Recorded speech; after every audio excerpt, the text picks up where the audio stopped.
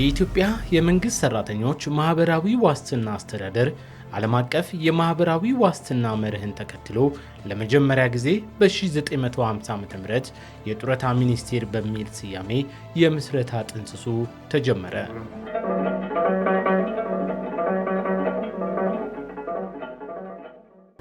በተለይ መጀመሪያ ሲጀመር በሀገር መከላከል የተሰማሩና በጦር ጉዳት የደረሰባቸው እንዲሁም ተሰውተው ቤተሰቦቻቸው ያለ ረዳት የቀሩትን አሰባስበው በመርዳት የተጀመረ ነው። በዚያ ዘመን ላይ የነበረው አንድ አይነት የሲቪል ሰርቪስ ሰርቫንት ለሆኑት ብቻ የጡረታ ክፍያ ይፈጸም እንደነበረ ያሳያል። ያው የራሱ የሆነ ውስንነት አለው፣ ግን ጅማሮ በዛ የመጣ ነው። ያ የዛን ጊዜ እንግዲህ ምንድነው ይሄ የመንግስት ሰራተኞች ማህበራዊ ዋስትና ኮሚሽን ተብሎ የሚጠራበት ዘመን ነው ማለት ነው።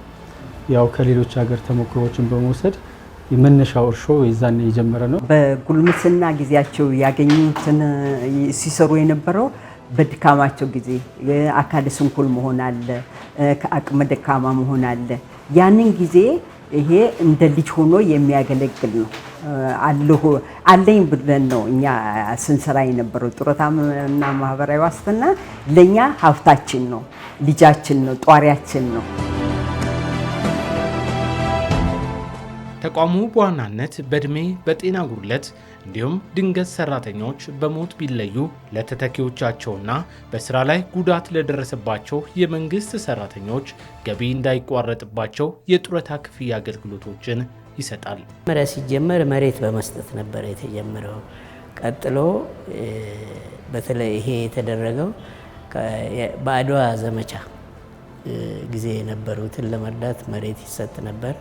ከዛ ደግሞ የተጎዱትን በማዕከል በማሰባሰብም የዳግማዊ ምኒልክ መጦሪያ ቤት የሚባል የነበረ ጊዜ በዛም ጥቅም ላይ ውለዋል። እያደር ግን ተጧሪውም እየበዛ ሲሄድ በገንዘብ ወደ መርዳት ነው፣ በገንዘብ ወደ መደገፍ ነው የተሄደውና መጀመሪያ ሲጀመር የመደገፍ ነው። በኋላ ግን ይሄ ጉዳይ ወደ መብት አድጓል። ጡረታ አለኝና ጡረታ የለኝም ትልቅ ልዩነት አለው። ጡረታ ከሌለህ እኮ ምንድን ነው የምታገኘው? አንደኛ ትንሽ አቅም ካለ ሀማል ትሸከማለህ ወይ ትላላካለህ። ያ ሲያቅትህ ጎዳና ትወጣለህ። የለህማ ምንም ነገር የለም። ገብቶሃል? ይሄ ግን ጡረታ መኖሩ ለአንተ ትልቅ ነገር ነው። አንደኛ በወር መተህ ጡረታህን ትወስዳለህ። ያ ጡረታ ለአንተ ጥቅም አለው። ቤተሰብን ታስተዳድራለህ። በተቻለ መጠን ደግሞ የሆነ ስራ ተጨማሪ ብትሰራበት አንተ የተሻለ ነው። ደንበኛ ከሆንኩ 29 ዓመቴ ነው። እሱም እኮ ራሱ ያረጋግጣል። ማህበራዊ ዋስትና ማለት አንድ ሰው ለፍቶ ደክሞ ወጥቶ ወርዶ መጨረሻ ለህይወቱ ዋስትና የሚሆነው መደበኛ የሆነ ካፒታል መመስረት ማለት ነው ማህበራዊ ዋስትና። ስያሜና አደረጃጀቱን እየቀየረ በተለያዩ የመንግስት አስተዳደሮች አልፎ 65 ዓመታትን የተሻገረው ይህ አንጋፋ ተቋም እዚህ የደረሰው ብዙ የታሪክ ምዕራፎችን እየከተበ ነው። የማህበራዊ ዋስትና አሁን ባለው መልኩ የተጀመረው በ1950ዎቹ በንጉሱ ነው።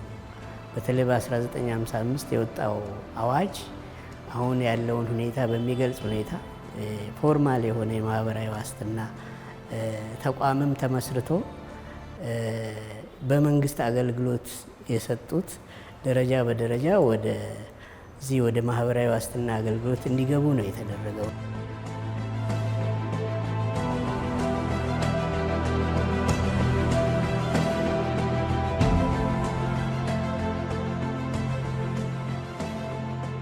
ከዛ በደርግ ጊዜ በነበረው ላይ የተጨመረው ነገር ቢኖር ከባለ ሀብቶች የተወረሱ ተቋማት ነበሩ። በዛ ውስጥ የሚሰሩ ሰራተኞች የመንግስት ሰራተኛ ወደ መንግስት ስለተዛወሩ እነሱን ደግሞ በማህበራዊ ዋስትና ለማካተት በ1967 አዋጅ ወጥቶ እነኚህ የልማት ድርጅቶች የምንላቸው ወደ ማህበራዊ ዋስትና ታቀፉ ማለት ነው። ከዛ ቀጥሎ እንግዲህ ያለው ሁኔታ በዛን ጊዜ በነበረው የዚህ የማህበራዊ ዋስትና መስሪያ ቤት በአጠቃላይ ይሰራ የነበረው እነኚህ ልማት ድርጅቶችን መዋጮ ሰብስቦ በየወሩም አበል ይከፍላቸው ነበር። ሌላው የመከላከያ የሲቪል ሰርቫንት የፖሊስ ደግሞ እስከ 1989 መዋጮም የሚሰበሰበው በገንዘብ ሚኒስቴር ነው። ክፍያም የሚፈጸመው በገንዘብ ሚኒስቴር ነው። ከ1989 በኋላ ሁሉም ወደዚህ ወደ ማህበራዊ ዋስትና ተቋም እንዲሻገር ነው የተደረገው። የጡረታ ዋስትና ማረጋገጥ ፋይዳው ለአንድ ጡረተኛ አንደኛ በስራ ሰርቶ ደሞዝ በፌሮል ፈርሞ በሰዓት ገብቶ ወጥቶ ከማግኘት ባሻገር እድሜው ደርሶ አሁን ባለው ሕግ በ60 ዓመት ጡረታ ከማውጣትና በ25 55 ከማውጣቱ በህይወት ዘመኑ እስካለ ድረስ ለራሱ ለቤተሰቡ ለባለቤቱና ለራሱ ሙሉ ሲያገኝ ለተተኪም የሚተላለፍ ቋሚ ዋስትና ነው። አስተዳደሩ የተመሰረተው በ37 ሰራተኞች በዋናው መስሪያ ቤት ብቻ እንደነበር ታሪክ ይነግረናል። አሁን ላይ ግን ተደራሽነቱን አስፍቶ አገልግሎቱን እየሰጠ ይገኛል። በሀገሪቱ ያሉ ጡረተኞች በየሀገሪቱ ስላሉ በየትኛውም እነሱን ለማዳረስ አገልግሎቱን ለማዳረስ 10 ሪጅኖች አሉት። በዚህ በ10 ሪጅኖች ስር 10 ሪጅኖች የሚያስተባብሯቸው 54 ቅርንጫፎችና 25 የመስክ ጽህፈት ቤቶች አሉ። በእነዚህ አማካኝነት አገልግሎት ይሰጣል። በየወሩ ለጡረታ ባለመብቶች አበል ይከፈላል። ይህንን የምናከናውነው በ14 ባንኮች አማካኝነት ነው። አብዛኛውን ጊዜ በገንዘብና ኢኮኖሚ በፖስታ ድርጅት በኩል ነበር ክፍያ የሚፈጸሙ።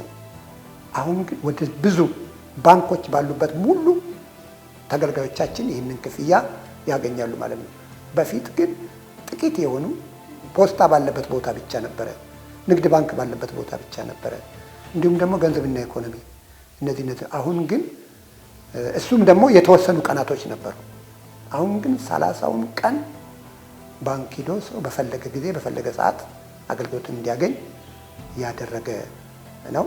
ባንክ መደረጉ ቀላል ነገር አይደለም። በዘመነ መልኩ ቀደም ሲል በፖስታ ቤት በአንዳንድ ቦታ ክፍያ ላይ ስለነበረ ፀሐዩ፣ ዝናብ ሲሆን ብዙ ችግሮች ነበሩ። አሁን ግን እንደዚህ አይነት ነገሮች የሉም። የኢትዮጵያ የመንግስት ሰራተኞች ማህበራዊ ዋስትና አስተዳደር በሕገ መንግስቱ አንቀጽ 90ና 91 መነሻነት ማህበራዊ ዋስትናን ማስፋት የሚያስችሉ የተለያዩ የሪፎርም ስራዎችን አከናውኗል። ማህበራዊ ዋስትና እኛ ሀገር ያለው ሶሻል ኢንሹራንስ የሚባል ነው። ታይፑ እሱ ነው። እሱ በጣም በተጠናከረ ሁኔታ አሁን በለውጡ መንግስት በተካሄደ ሪፎርም የተሻለ ደረጃ ላይ ደርሷል። በተሰራው ሪፎርም የጡረታ አዋጁ ተሻሽሏል። የተቋም ማቋቋሚያ ደንብ ተሻሽሏል። ይህንኑ ተከትሎ ደግሞ በጥናት ላይ በተመሰረተ የተቋሙ አደረጃጀት ተሻሽሏል። ለሰራተኞችም አቅም ለመገንባት ተከታታይ ስራዎች ተሰርተዋል። ዝርዝር መመሪያዎች ተዘጋጅተዋል። ማኑዋሎች ተዘጋጅተዋል። የኢንቨስትመንት ስትራቴጂ ተዘጋጅቶ ስራ ላይ ውሏል።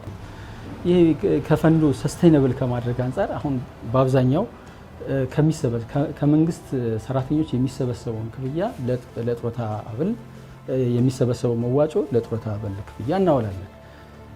ይሄ ማለት አንሰስቴይነብል ነው ማለት ነው። ስለዚህ ይሄንን በኢንቨስትመንት መደገፍ አለበት። ይሄ ፖሊሲ ይፈልጋል ማለት ነው፣ ማሻሻል ይፈልጋል።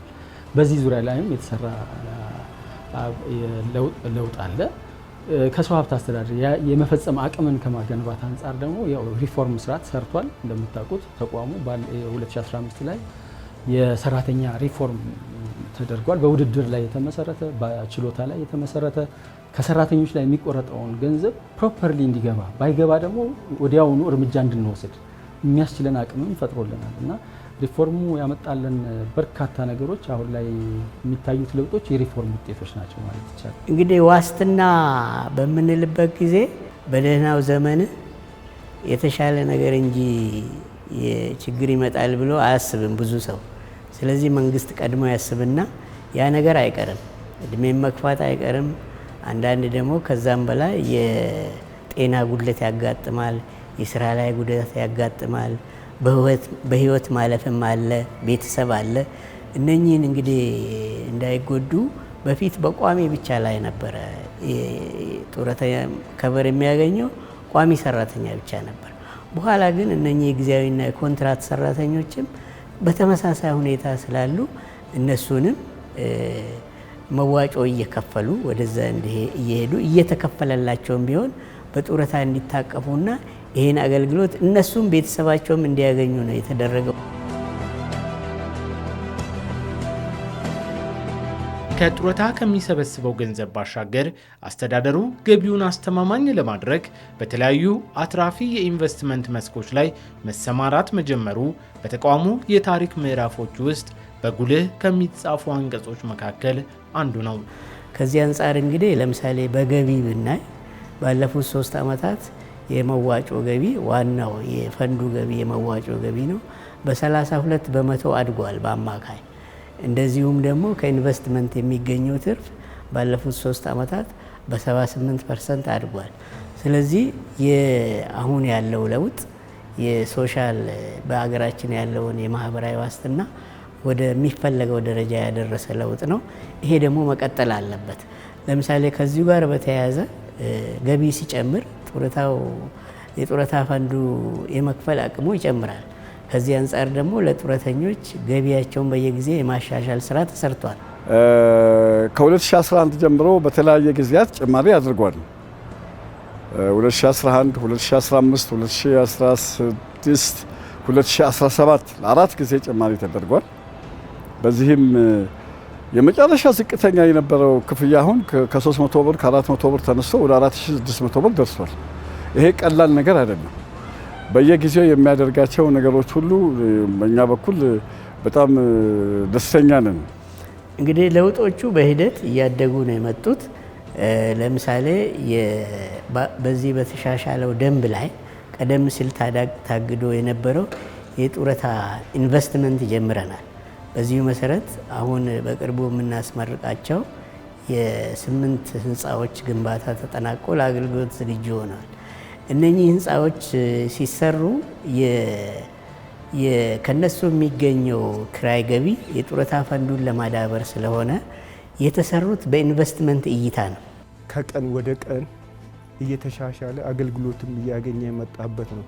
ሁለተኛ የዚህ ህንፃ ራሱ ጥቅም ስታየው የዚህ ህንፃ ራሱ መሰራት ማለት ነው ለወደፊቱ እንግዲህ እንደሚታሰበው ህንፃዎች ይከራያሉ። በሁሉም በተለያየ ቦታ ላይ ይሄን ነገር ተጀምሯል።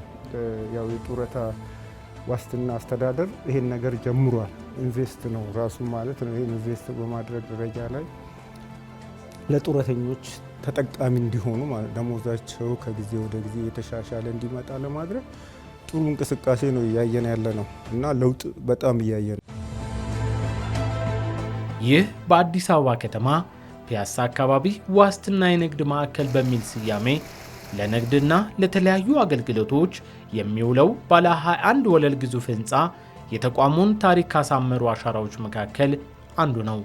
የህንፃዎቹ ሲሰሩ ያው ዘመናዊ እንዲሆኑ ተደርጓል። እስካሌተር ያላቸው አሉ። ሁሉም ሊፍት አላቸው። ከአዲስ አበባ ውጭ ያሉት የላይቲንግ ሲስተሙ የህንፃዎቹ ሲገነቡ በሚገባ ይህም ተጠንቶ የተሰራ ስለሆነ ለአገልግሎት ምቹዎች ናቸው። ቴክኖሎጂን እንደዚህ ለመጠቀም በጣም ያመቹ ናቸው።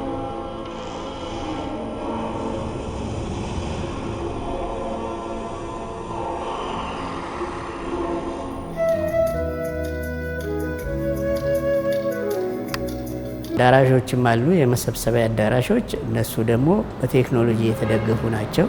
ማንኛውንም አይነት የስብሰባ ሊካሄድባቸው መልቲሊንጋል ሆኖ ሊካሄድባቸው የሚችሉት አሉባቸው ማለት ነው። የትርጉም ፋሲሊቲም አላቸው እና ካሜራ አላቸው። በጥሩ ሁኔታ ስብሰባዎች ሊካሄዱባቸው ይችላሉ ማለት ነው። አንድ ህንፃ ለማስመረቅ ረዥም ዓመት የሚፈጅ ጊዜ ነበረን። እኛም በስራ ዓለም ውስጥ ስለቆየን አንድ ተቋም እንኳን ይህን የሚያክል ህንፃ ትልልቅ ህንፃዎችን በአንድ ጊዜ 8 ህንፃ ማስመረቅ ቀርቶ አንድ ህንፃ አሰርቶ ለማስጨረሽ ረዥም ጊዜ የሚወስድበት ጊዜ ነበር እና በታሪክ አጋጣሚ በብዙ ተቋማትም የምናየው ነገር ነው። ይህ ተቋም ግን በአንድ ጊዜ ስታንዳርዳቸውን የጠበቁ ጥራታቸውን የጠበቁ በጣም ኳሊቲ የሆነ ህንፃዎችን በአንድ ጊዜ 8 ያው 4ቶቹ በአዲስ አበባ ውስጥ ነው ያለው፣ 4ቶች ደግሞ በክልል ከተሞች ናቸው ያሉትና እነኚህም በቅርበት በመከታተል በየጊዜው በመገምገም በአግባቡ በጥራቱን ጠብቆ በጊዜው እንዲጠናቀቅ የተደረገበት ሁኔታ ስታይ በጣም የመጀመሪያ ተቋም ነው ብዬ ነው የማስበው እና ይህ ተቋም ትልቅ አቅም እንዳለው ትልቅ አቅም እንደገነባ የሚያሳይ ነው ማለት ነው።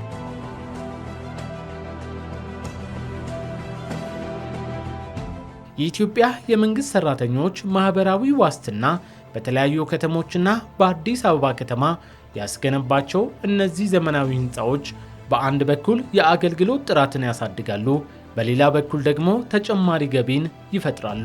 የተቋሙ እድገት በጣም በከፍተኛ ነው። በማልጠብቀው ሁኔታ አሁን የተሰሩት ህንፃዎች አሉ። በጣም ይደነቅ። በአዲስ አበባ ውስጥ 4 ቦታ አለ። በጅማ አለ፣ በሐረር አለ፣ በባህር ዳር አለ፣ በሐዋሳ አለ። ይሄ ምንድነው የሚያሳየው? ወደፊት የጡረታ አበልን ለመጨመር ተስፋ የሚሰንቅ ስራዎች እየተካሄደ ነው። ይሄ ደግሞ አንዱ የመንግስት ዓላማ ነው። ስለዚህ ተቋማችን እነዚህን ህንፃዎች በገነባ ቁጥር ፈንዱን እያሳደገ የጡረተኞቻችን ገቢ በማሳደግ ያለባቸውን የኢኮኖሚ ችግር ለመፍታት ነው። ትልቁ ታርጌት ይሄ ነው። በሌላ በኩል በእነኚህ ህንፃዎች ደግሞ ተቋሙ አገልግሎት ይሰጣል። ህንፃዎቹ ጥሩ ከባቢ በመፍጠር ለአገልግሎት አሰጣጥ ምቹ በመሆናቸው በአገልግሎት አሰጣጥ ለቅልጥፍናም ለውጤታማነትም የራሳቸው አዎንታዊ አበርክቶ እንደሚኖራቸው ይታመናል። 10 ዓመት ተገልግያለሁ። ህንፃው ደግሞ እጅግ የተዋበ የሚያምር ህንፃ ነው። ፎቅ ላይ ውጣ፣ አንደኛ ፎቅ፣ ሁለተኛ ፎቅ፣ ሶስተኛ ፎቅ ሳይባል ግራ ሳይገባው ቀጥታ እንደገባ ጥያቄውን ያቀርባል። አገልግሎት ሰጪዎችም ለአገልግሎት ጠያቂው አካል ምላሽ ሰጠው የሚያስፈልገው ሁኔታ ወደ ላይ የሚያስኬድ ከሆነም መርተው ይሰዱታል እና በአጠቃላይ ከዚህ ጀምሮ ራሱ በጣም በጥሩ ሁኔታ የተዘጋጀና ለህብረተሰቡ ከፍተኛ አገልግሎት የሚሰጥ ነው ብዬ ነው የማስበው። በክልል ከተሞች የተሰሩት አካባቢው ላይ ያንን ህንፃ በማየታቸውና ተገንብቶ በማየታቸው የራስነት ስሜት እንዲኖር ያደርጋል። በአዲስ አበባ ከተማ የተገነቡት ደግሞ ለፈንዱ ትልቅ ገቢ ሊያስገኙ የሚችሉ በጣም አዋጭ በሆነ አግባብ የተገነቡ ህንፃዎች ናቸው። ከትንሽ ተነስተን ወደ ላይ የመጣን ከደሳሳ ጎጆ ይህ ህንፃ እስከሚሰራ ድረስ አብረን ያለን ስለሆነ የነበረውን ችግር እናውቃለን። የጣና ማማ ነው ያልነው። የጣና ገዳማትን እዚያ ላይ ወጥተሽ በሙሉ ታያለሽ። ባህር ዳር ከተማን በሙሉ ታያለሽ ዙሪያዋን። ስለዚህ የኛ ህንፃ ሆኖ የባህር ዳርን ውበትና እድገቷን የሚያሳይ ቦታ ስለሆነ ህንፃውን በማይ የምንገረምበት ተመርቆ አይተነው አይደለም። አሁን ስናየው ሁሉ የምንደነቅበትና የምንገረምበት ነገር ስለሆነ እኛ ራሳችን ጡረተኞች ስም አውጡ ብንባል የጣና ሐይቅ ማማ ብለናል። ይሄ ቤት ለኔ ሀብቴ ነው። ለኔ የኔ ሀብት ነው ብዬ ነው ማስበው። ከቀለሙ ጀምረሽ ለስራ ተነሳሽነትን የሚፈጥር ነው። ለምሳሌ እዚህ ቤት ላይ አሁን ጥቁር ቀለም ቢቀባ እንቅልፍ ነው የሚያስይዝ እንጂ እንትና ሰው አየር ስቦ እንትን ጤናማ ነገር። አንደኛ ቀልጣፋ አገልግሎት ለመስጠት የሚያስችለን ሁኔታ ተፈጥሯል። ሁለተኛ ከዚህ ጋር ተያይዞ ደግሞ የራሳችንን ገቢም ደግሞ ከማውጣት ይልቅ ደግሞ ገቢ ማስገኘት እንትን አለ። ለክልሉም ያው እንደምታዩት ሐረር ከተማ ላይ በዚህ ደረጃ የመንግስት ተቋም ህንፃ የተሰራ እስካሁን ድረስ የለም። ከነ ሙሉ ክብሩ ማለት ነው፣ ከነ ግርማ ሞገሱ ሐረር ከተማ ላይ ሁሉም የሚመሰክረው ነውና ስራው ይጣራል። ስለዚህ በቀጣይ ይሄ የሚያስገኘው ለብዙ ሰዎች የገቢ ምንጭ ወይም ደግሞ የስራ እድልን ደግሞ ይፈጥራል።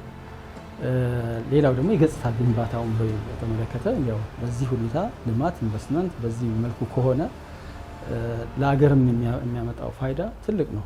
ይሄ ህንፃ ወደዚህ ሲገነባ ብዙ አመት የቆየ ነበረ። በተለያየ ምክንያት ታስቦ የቆየ ነበረ እና የዛሬ 3 ዓመት አካባቢ ሲፈቀድ ከፍተኛ ደስታ ነው የተሰማን። ከፍተኛ ደስታ ነው የተሰማን። አንደኛ በፊት የነበርንባቸው ክፍሎች አሁን ተቋማችን ካለው ደረጃ ጋር አይመጥኑም። ተቋሙ ሂውጅ ነው፣ ሰፊ ስራ የሚሰራ ሰፊ አገልግሎት የሚሰጥ ነው። እንዲሁም ደግሞ በቴክኖሎጂ መስመር ላይ ያለ ተቋም ነው። ስለዚህ ያለንበት ቦታ ስለማይመጥን አሁን ይሄ ከተሰራ በኋላ ግን አንደኛ የተገልጋዮቻችን እርካታ በጣም ደስ የሚለን ማለት ነው። ተገልጋዮቻችን መጠው እዚህ ህንፃ ስር ገብተው በሚገለገሉበት ጊዜ ማረፊያው እይታቸው የኛ ነው የሚለው አስተሳሰብ ይሄ አንድ እርካታ ሰጥቷል። እኔ ለጡረተኛው ህብረተሰብ ፀሐይ ነው የበራው ብዬ ነው የማስበው ስለ እውነት ለመናገር። ምክንያቱም ከዚህ በፊት የነበሩት ቤቶች የድሮ ቤቶች ናቸው። ቢሮ እኔ እንኳን ለጉዳይ ስመጣ ቢሮ የቱ ጋር እንደሆነ የማወቅ ችግር ነበረ። አሁን ላይ ግን እዚህ ጋር ፊት ለፊት ነው እንደምታዩት ነው። ሁሉ መረጃ ማግኘት የሚቻልበት ነው። ለተጠቃሚው እንደዚሁ መቶ ተሰብስቦ ሰፋ ባለ ቦታ ላይ አየር እያገኘ እንዲቀመጥ ምቹ ቦታ አልነበረም። የቢሮዎች ሁኔታም ግልጽ አልነበረም። አንዱን ለማግኘት ማለት የተጣበበ ነበር። አሁን በአንድ መስኮት ብዙ ባለሙያዎች ተገኝቶ ከአንዱ ግራ ቀኝ ዞረን በምንወዝበት ጊዜ በአንድ ማይከል ላይ በአንድ መስኮት ላይ 4 እና ከዛ በላይ ባለሙያዎች አሉ። ከአንዱ ጋር ወደዚህ ዞረን የምናገኝበት ሁኔታ ነው የተፈጠረው። እንግዲህ አዲስ የተገነባው ህንፃ እንደ ሪጅን ጽሕፈት ቤታችንም እንደ ማህበራዊ ዋስትና መልካም አጋጣሚ ነው ለኛ ለሰራተኞችም ምቹ አገልግሎት ከመስጠት አንፃር ለተገልጋይ ምቹ አገልግሎት ከመስጠት አንፃር ሁለቱም አገልጋይና ተገልጋይ ምቹ የሥራ ቦታ ከተመቻቸው አገልግሎት ለመስጠት ያነሳሳል ማለት ነው። የመነቃቃ ስሜት ይፈጥራል ሰራተኛ ውስጥም ተገልጋይ ጡረተኞቻችን ውስጥም። ሁለተኛ በጡረተኞች ዘንድም የኦነርሺፕ ሴንስ ይፈጥራል። ጅማ ከተማችን በአሁኑ ሰዓት ከጊዜ ወደ ጊዜ እየተዋበች እያማረች የመጣች ከመሆኗ በላይ የዚህ ህንፃ ደግሞ በዚህ ቦታ መገኘት ውበቷን እጅግ በጣም አጉልቶታል።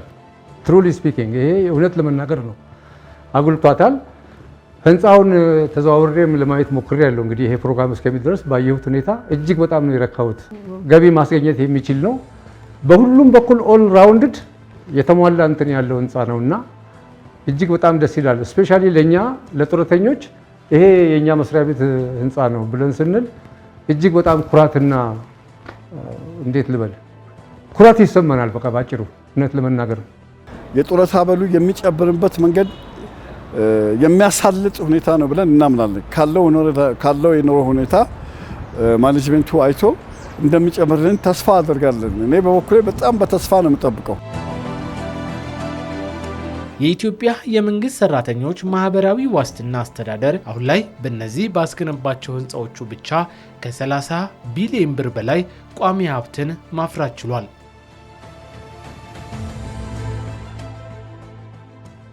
በዚህ የገቢ ማስገኛ ስራዎች ራሱ አንጾ ይሄ መንግስት ማህበራዊ ዋስትና አስተዳደር አረጋውያንና ጡረተኞችን ከችግር ለማላቀቅ በኢኮኖሚ ተጠቃሚ እንዲሆኑ ከማድረግ አንጻርና የጡረታ አበላቸውን ከፍ ከማድረግ አንጻር የኑሮ ውድነቱን በተወሰነ መልኩ እንዲቋቋም የኑሮ ውድነት በኢትዮጵያ ብቻ አይደለም ዓለም አቀፍ ነው። ምንም ማድረግ አይቻልም፣ ግን እንዲቋቋሙ ለማድረግ በዚህ በገቢ ማስገኛ ስራዎች ላይ ተስፋ የሚሰንቅ ስራ እየሰራ ስለሆነ የመንግስት ማህበራዊ ዋስትና አስተዳደርን ከልብ ነው የማመሰግነው።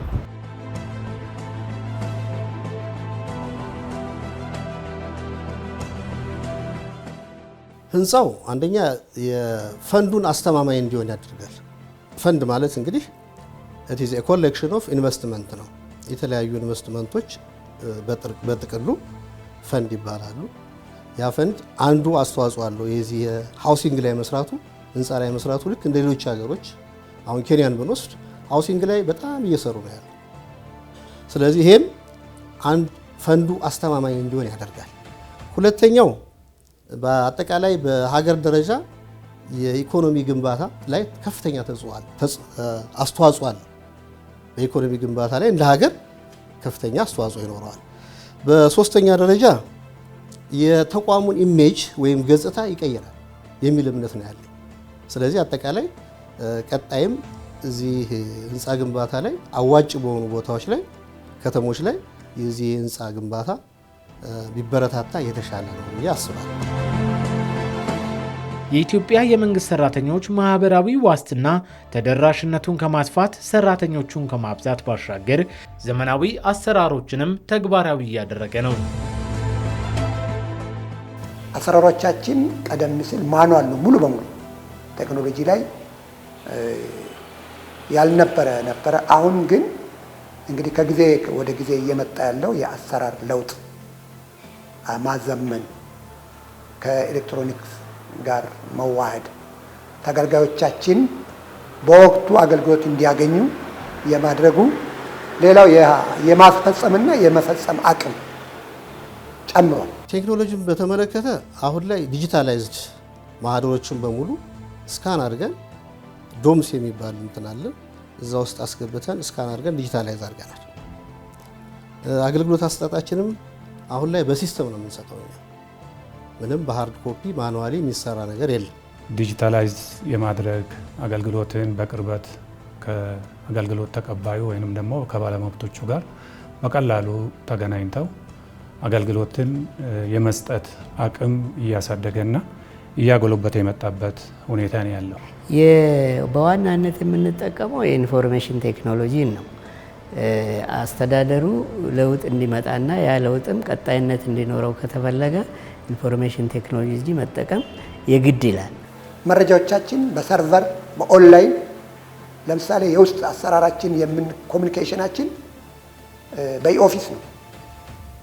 አንድ ሰው ከሐዋሳ መረጃ የሚፈልግ ከሆነ ጋምቤላ ሆኖ ማለት ነው መረጃው እዚህ ካለ ምናልባት እዚህ ተቀጥሮ እዚህ መለያ ቁጥሩ ማህደሩ ያለው ፕሮፋይሉ ሁሉ እዚህ ከሆነ ጋምቤላ ላለው ሰው ፖስታን አንጠብቅም፣ ሌላ ነገር አንጠብቅም።